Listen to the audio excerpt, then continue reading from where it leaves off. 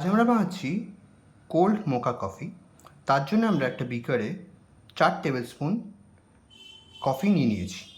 যেহেতু আমরা এতে 4 টেবিল স্পুন কফি নিয়েছি, তাই আমরা এতে 8 টেবিল স্পুন সুগার দিয়ে দেবো। আমরা এতে দিয়ে দেবো 4 টেবিল স্পুন জল। যত চামচ আমরা কফি পাউডার ইউজ করবো তত চামচ কিন্তু জল দেওয়া হবে।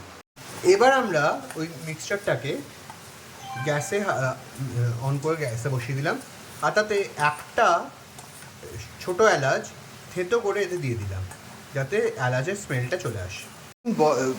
হালকা বয়েল করার পর সুন্দর টেক্সচার এসে গেছে, কনসিস্টেন্সিটা ভালো এসে গেছে। এবার এটা আমরা ফ্রিজে কিছুক্ষণ ঠান্ডা হওয়ার জন্য দিয়ে দেবো। আরেকটা পাত্রে আবার 4 টেবিল স্পুন কফি পাউডার নিয়েছি। এবার এতে 4 টেবিল স্পুন চিনি অ্যাড করে দেওয়া হবে। এতে 4 চামচ জল দিয়ে দিয়েছি। এবার ব্লেন্ডার দিয়ে ভালো করে ফেটিয়ে নেব। দেখে নিন আমাদের এবার সুন্দর ব্লেন্ডিং হচ্ছে।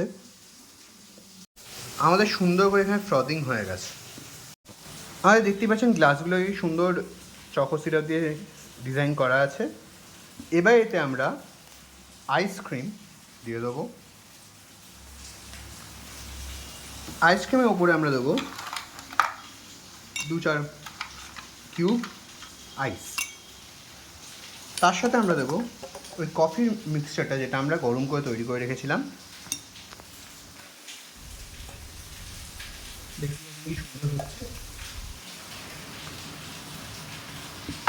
এবার আমরা দেবো চিল্ড মিল্ক।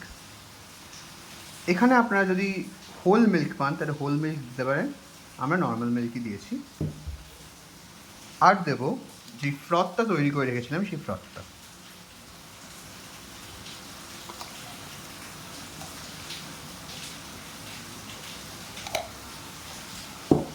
এর উপরে আমরা দেবো একটু আইসক্রিমের টপিং, আর চকো সিরাপ দিয়ে একটু গার্নিশিং করে দিলেই রেডি আমাদের মোকা কোল্ড কফি। এবার জাস্ট মিশিয়ে খেয়ে নিলেই হয়ে গেল।